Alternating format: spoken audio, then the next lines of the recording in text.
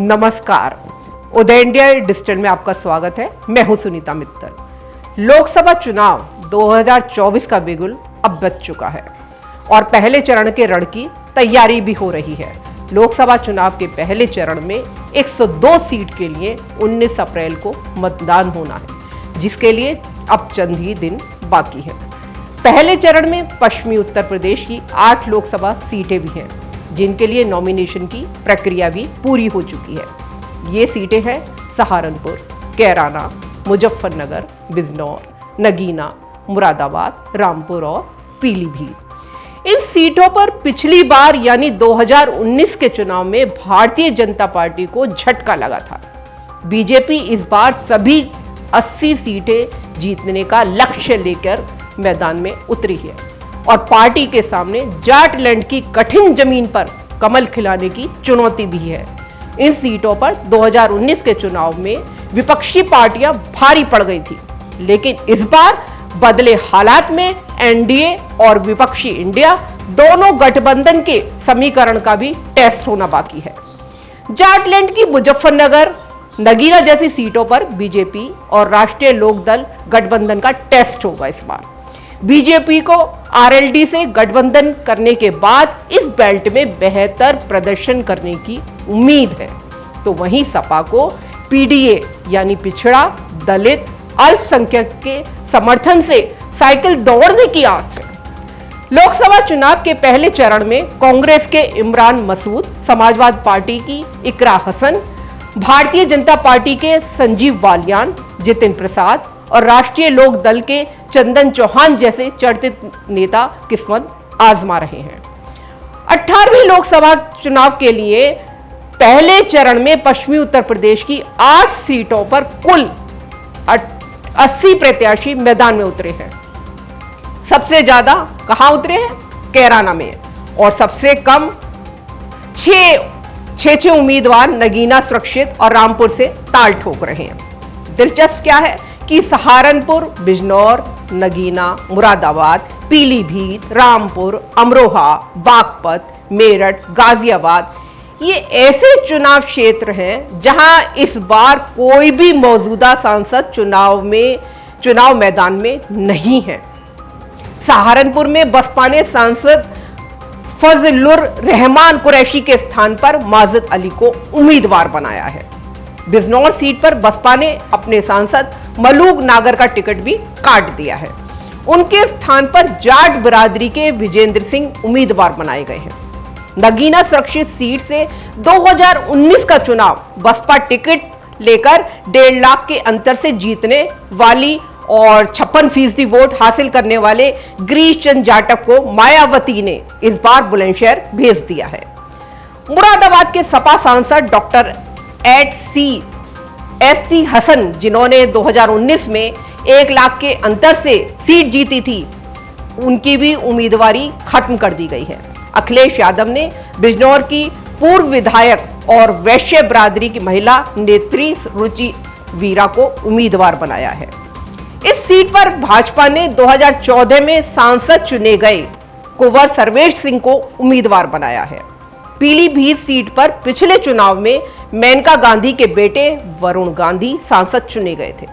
इस बार भाजपा ने उनका टिकट काटकर उत्तर प्रदेश सरकार में मंत्री और ब्राह्मण नेता जितिन प्रसाद को प्रत्याशी बना दिया है। वरुण गांधी इस बार कहीं से कोई भी चुनाव नहीं लड़ रहे हैं।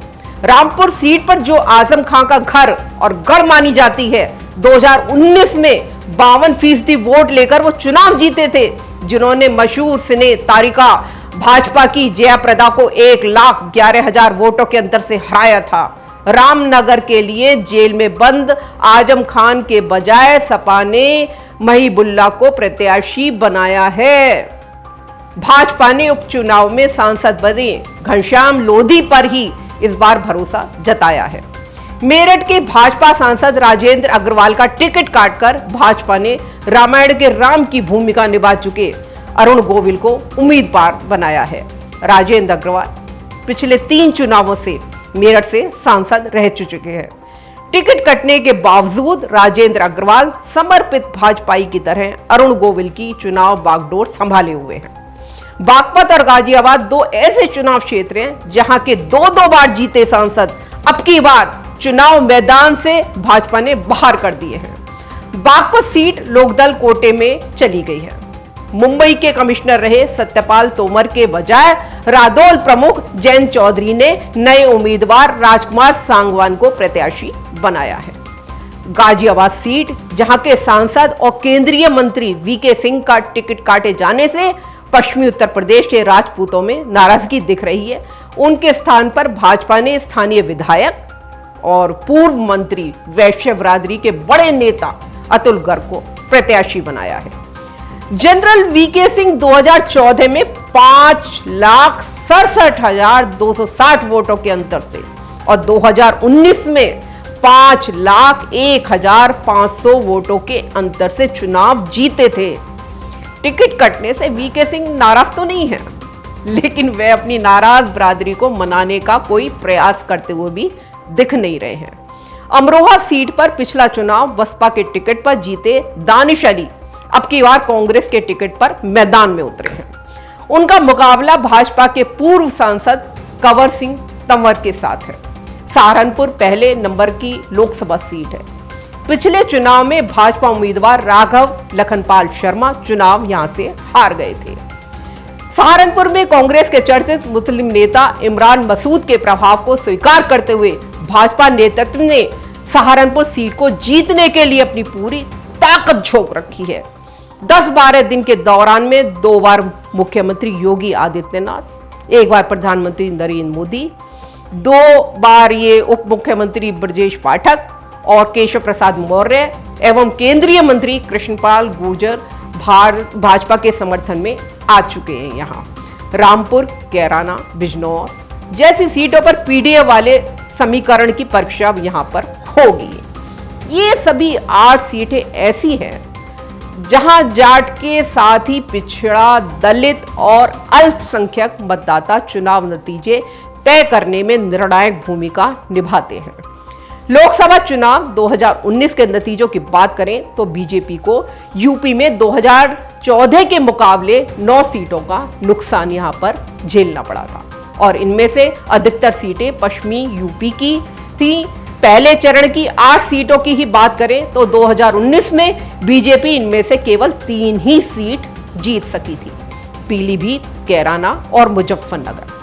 मुजफ्फरनगर सीट पर कड़े मुकाबले में बाजी बीजेपी के हाथ जरूर लगी थी और जीत का अंतर मात्र था 6,526 वोटों का। पीलीभीत से वरुण गांधी जरूर 2,66,000 वोट के अंतर से यहां पर जीत हासिल करने में कामयाब रहे थे। जीत का अंतर 1 लाख के नीचे ही रह गया था। रामपुर सीट भी अभी बीजेपी के पास है, लेकिन इस सीट पर पार्टी को उपचुनाव में जीत मिली थी। मायावती के नेतृत्व वाली बहुजन समाज पार्टी को 3 सीटों पर सहारनपुर, बिजनौर और नगीना सीट पर जीत मिली थी, जबकि समाजवादी पार्टी ने मुरादाबाद, रामपुर सीट दोनों जीती थी। सपा बसपा की 5 में से 2 सीटों पर जीत का अंतर 1 लाख के पार रहा था, लेकिन पिछले चुनाव से इस चुनाव तक गठबंधनों की तस्वीर अब बिल्कुल बदल चुकी है। 2019 में सपा और बसपा के साथ जाट वोट बेस वाली जयंत चौधरी की पार्टी आरएलडी भी विपक्षी गठबंधन में शामिल थी। इस बार सपा का कांग्रेस से गठबंधन है, लेकिन जयंत की पार्टी बीजेपी के साथ है। बसपा किसी दल से गठबंधन किए बगैर अकेले चुनाव मैदान में उतरी हुई है। गठबंधनों के बदले गणित से सीटों के समीकरण भी उलझ गए हैं। जयंत के साथ अगर जाट वोट बैंक भी बीजेपी के साथ जाता है और बसपा अपना वोट बैंक बचाने में सफल रहती है तो सपा कांग्रेस गठबंधन की राह मुश्किल हो सकती है।